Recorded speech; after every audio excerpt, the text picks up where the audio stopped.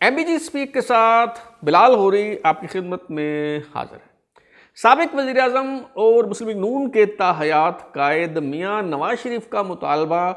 تسلیم کر لیا گیا ہے اور اب وہ اپنی شرائط پر پاکستان واپس آ رہے ہیں۔ میاں نواز شریف کی یہ ضد تھی، ان کا یہ اصرار تھا کہ وہ پاکستان واپسی کے موقع پر گرفتاری پیش نہیں کریں گے، وہ جیل نہیں جائیں گے، ایئرپورٹ سے سیدھے لاہور مینار پاکستان جائیں گے، وہاں جلسہ عام سے خطاب کریں گے، اس کے بعد وہ اپنے گھر تشریف لے جائیں گے اور پھر معمول کے مطابق عدالتوں میں پیش ہو کر اپنے خلاف مقدمات کا سامنا کریں گے۔ ان کی یہ ضد کہیں، ان کا یہ مطالبہ کہیں یا جو بھی کہیں، اس کے آگے ریاست کو سرنڈر کرنا پڑا اور ان کا یہ مطالبہ جو ہے وہ تسلیم کر لیا گیا ہے اور قانونی تقاضے جو ہے وہ پورے ہو گئے ہیں۔ احتساب عدالت کے جج محمد بشیر، جنہوں نے سابق وزیر اعظم میاں نواز شریف کو سزا سنائی تھی، انہوں نے توشہ خانہ کیس میں نواز شریف کے وارنٹ گرفتاری معطل کر دیے اور اس کے بعد دوسرا بڑا ریلیف ملا میاں نواز شریف کو اسلام آباد ہائی کورٹ سے، جہاں چیف جسٹس عامر فاروق اور جسٹس میاں گل حسن اورنگزیب پر مشتمل 2 رکنی بینچ نے سماعت کی اور 24 اکتوبر تک یعنی منگل تک میاں نواز شریف کی حفاظتی ضمانت منظور کر لی ہے۔ اس دوران لا افسران کے ساتھ مکالمے کے دوران میاں گل حسن اورنگزیب نے نہایت معنی خیز جملہ کہا۔ انہوں نے کہا کہ یہ 5 سالہ سائیکل ہے، یعنی یہ سائیکل جو ہے وہ 5 سال بعد بدل جاتا ہے۔ کل ہواؤں کا رخ کچھ اور تھا، آج ہواؤں کا رخ جو ہے وہ کچھ اور ہے، تو یہ بھی یاد رکھنا چاہیے کہ ہواؤں کا رخ دوبارہ بھی جو ہے وہ تبدیل ہو سکتا ہے۔ بہرحال میاں نواز شریف صاحب کی جو واپسی کا معاملہ ہے، اس دھما چوکڑی میں ایک بہت ہی اہم خبر، ایک بہت ہی اہم معاملہ جو ہے وہ نظروں سے اوجھل ہو گیا ہے، یا یوں کہہ لیجئے کہ یہ جو بہت بڑی خبر ہے، میڈیا نے جان بوجھ کر شاید اسے نظر انداز کر دیا ہے۔ اس پر نہ ٹاک شوز ہوئے، نہ اس پہ سرسری سی خبر تو اخبارات کی زینت بنی، لیکن سماعت کا احوال جو ہے وہ تفصیل سے بیان نہیں کیا گیا، اور وہ ہے سپریم کورٹ میں بحریہ ٹاؤن کا کیس۔ آپ کو پتہ ہے کہ بدھ کو 18 اکتوبر کو جو ہے وہ 3 رکنی بینچ نے سماعت کی بحریہ ٹاؤن کیس کی۔ یہ دراصل عمل درآمد بینچ تھا، جس کے سربراہی چیف جسٹس قاضی فائز عیسیٰ کر رہے تھے، ان کے ساتھ جسٹس امین الدین خان اور جسٹس اطہر من اللہ جو ہیں وہ بینچ کا حصہ تھے۔ تو یہ عمل درآمد بینچ جو ہے اس نے بحریہ ٹاؤن کیس کی سماعت کی۔ اس سماعت کی کچھ خبریں باہر تو ضرور آئیں، لیکن اس میں کچھ دھماکہ خیز قسم کے انکشافات ہوئے، اس میں بڑی ایک ایکسکلوسیو قسم کی جو انفارمیشن ہے وہ سامنے آئی، لیکن وہ عوام تک نہیں پہنچی۔ کیوں نہیں پہنچی؟ آپ اچھی طرح سے جو ہے وہ جانتے ہیں کہ ملک ریاض صاحب ہوں، بحریہ ٹاؤن ہوں، یا پھر DHAs ہوں، ان کے خلاف جو اس کے حوالے سے جو خبریں ہیں وہ اس طرح سے میڈیا کی اٹینشن حاصل نہیں کر پاتی جس طرح سے باقی خبریں جو ہیں وہ حاصل کرتی ہیں۔ تو جناب 21 مارچ 2019 کو سپریم کورٹ نے ایک فیصلہ کیا تھا، اور وہ فیصلہ یہ تھا کہ ملیر ڈیولپمنٹ اتھارٹی کی طرف سے بحریہ ٹاؤن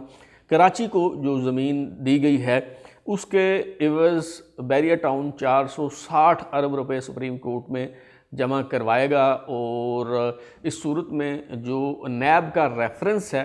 بحریہ ٹاؤن کے خلاف، ملک ریاض صاحب کے خلاف، اسے جو ہے وہ بند کر دیا جائے گا۔ تو یہ 460 ارب روپے جو ہیں باقاعدہ ان کا پیمنٹ شیڈول طے کیا گیا تھا، اور یہ قرار دیا گیا تھا کہ 2 قسطوں کے بعد اگر تیسری قسط جمع نہ ہوئی، یعنی اگر مسلسل 3 قسطیں بحریہ ٹاؤن کی طرف سے جمع نہیں کروائی جاتی،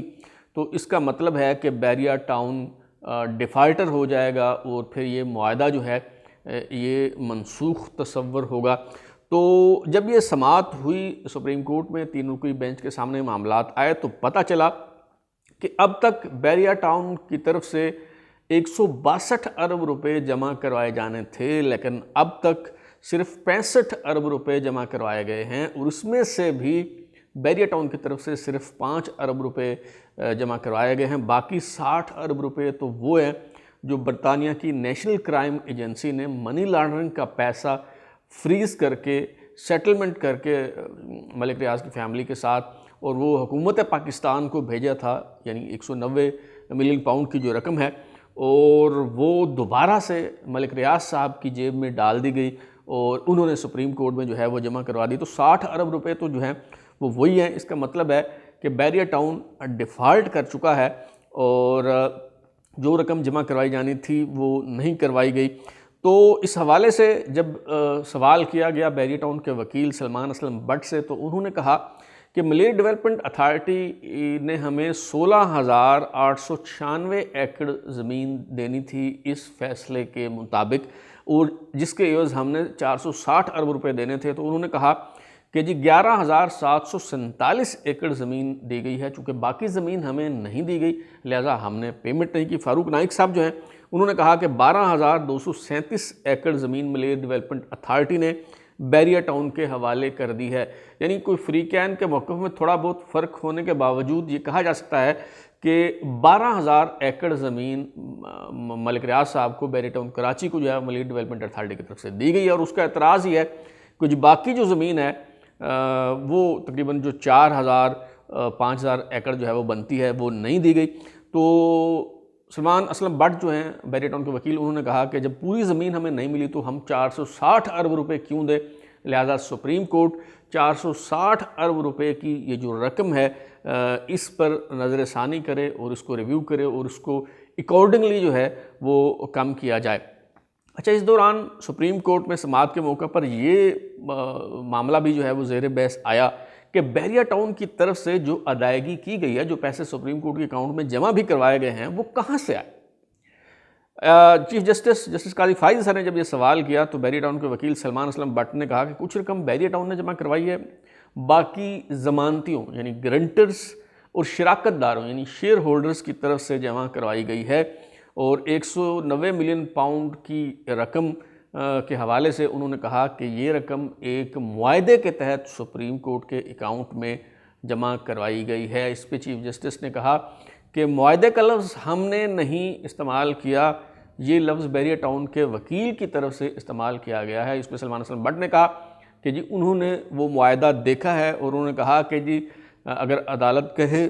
تو وہ ضمانتیوں سے اجازت لینے کے بعد یہ معاہدہ عدالت میں سپریم کورٹ میں پیش کر سکتے ہیں۔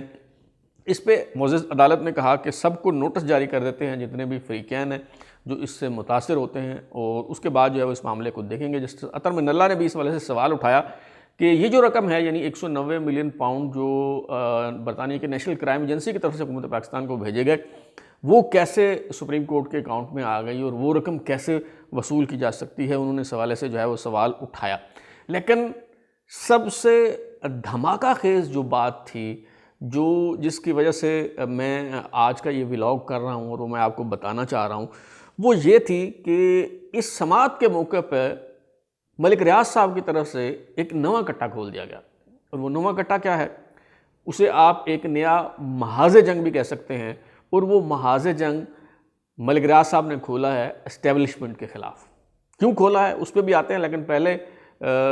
کیا اس میں پیش رفت ہوئی اور کیا کہا گیا وہ میں آپ کے سامنے جو ہے رکھ دیتا ہوں۔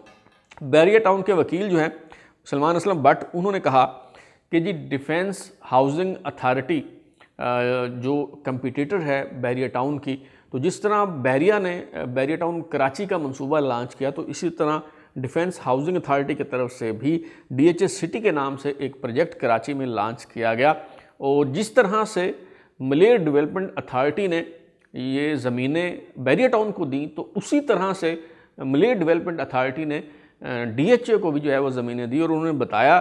کہ جی جو معلومات دستیاب ہیں ان کے مطابق کٹھور، بیال، ابدار اور خدیجی دہ اور اس کے آس پاس کے جو رقبے ہیں جو تقریباً 19,640 ایکڑ رقبہ بنتا ہے، وہ رقبہ ملیٹ ڈیولپمنٹ اتھارٹی کی طرف سے ڈیفینس ہاؤسنگ اتھارٹی کو DHA سٹی کے لیے فراہم کیا گیا، اور یہ جو رقبہ دیا گیا اس کی رقم، اس کی قیمت جو ہے وہ کیا طے کی گئی، اس کی قیمت فروخت ہے 1,00,000 روپے فی ایکڑ۔ 19,640 ایکڑ کے عوض مجموعی طور پر جو پیسے DHA سٹی سے لیے ملیٹ ڈیولپمنٹ اتھارٹی نے، وہ 1.96 بلین روپے یعنی تقریباً 2 ارب روپے جو ہیں وہ 19,640 ایکڑ زمین کے عوض ملیٹ ڈیولپمنٹ اتھارٹی نے لیے۔ تو اس موقع پہ سلمان اسلم بٹ جو بیری ٹاؤن کے وکیل ہیں انہوں نے یہ سوال اٹھایا کہ جی ہماری تو زمین بھی کم ہے، 16,896 ایکڑ تھی، اس میں سے بھی 12,000 ایکڑ جو ہے وہ ملی ہے، تو ڈی ایچ ایس سٹی کو 19,640 ایکڑ زمین دی گئی ہے اور اس کے عوض صرف 2 ارب روپے جو ہے وہ لیے گئے ہیں۔ تو یہ دوہرا معیار جو ہے وہ کیوں ہے اور اس میں بڑا فرق ہے، اور باقی بات درست ہے کہ کہاں 460 ارب روپے اور کہاں 2 ارب روپے، 458 ارب روپے کا جو ہے وہ فرق ہے، اور یہ بہت بڑا جو ہے وہ فرق ہے۔ تو جب یہ معاملہ جو ہے وہ آیا تو اس پہ عدالت کی طرف سے ظاہر ہے کہ جی بیری ٹاؤن کے وکیل نے یہ دھماکہ خیز انکشاف کر کے اور اس کیس کو ایک نیا رخ دے کر چیف جسٹس قاضی فائز عیسیٰ کے لیے بھی جو ہے وہ مشکلات کھڑی کر دی۔ اگرچہ یہ الگ معاملہ ہے اور اس کے حوالے سے الگ سپریم کورٹ سے رجوع کیا جا سکتا ہے، اور کوئی ایک جو مجرم ہے یا ملزم ہے وہ یہ استدلال اختیار نہیں کر سکتا۔ مثال کے طور پہ اگر آپ نے سیٹ بیلٹ جو ہے وہ نہیں باندھا، اگر آپ کے پاس ڈرائیونگ لائسنس نہیں ہے،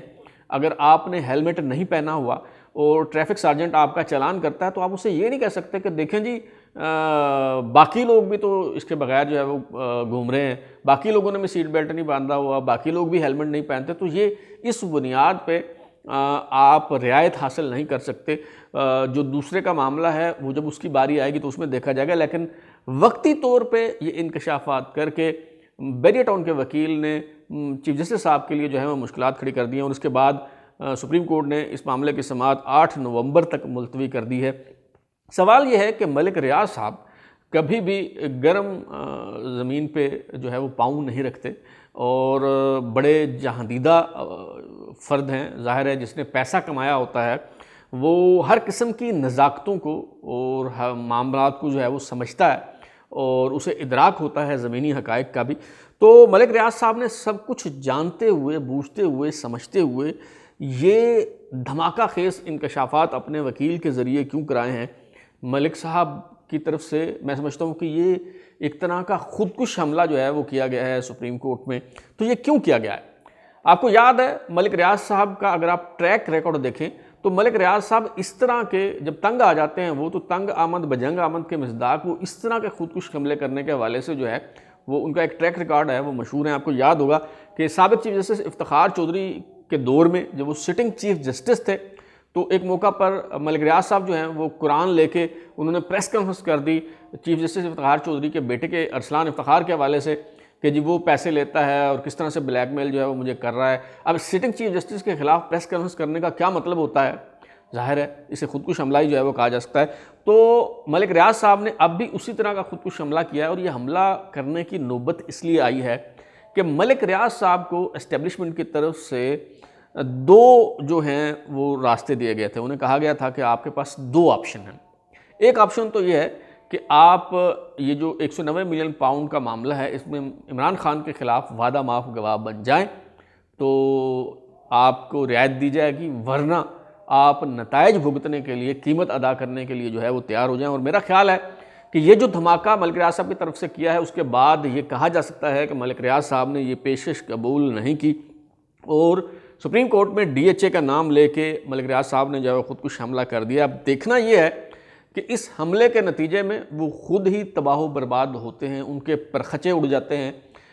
یا پھر جن کا انہوں نے نام لیا ہے ان کو بھی کوئی نقصان پہنچتا ہے، اور اس خودکش حملے کی وجہ سے وہ اسٹیبلشمنٹ کو بلیک میل کر کے اس کے ساتھ ڈیل کرنے میں کامیاب ہو جاتے ہیں یا نہیں ہوتے۔ اب تک کے لیے اتنا ہی، بلال اردو کو اجازت دیجیے، پھر ملاقات ہوگی۔ اگر آپ کو ہمارا شو پسند آیا تو اسے لائک کریں، کمنٹ کریں، شیئر کریں، اور ہمارا چینل سبسکرائب کرنے کے بعد بیل آئکن یعنی گھنٹی ضرور دبائیں تاکہ آپ کو نئی ویڈیوز کی نوٹیفیکیشن ملتے رہیں۔ بہت شکریہ۔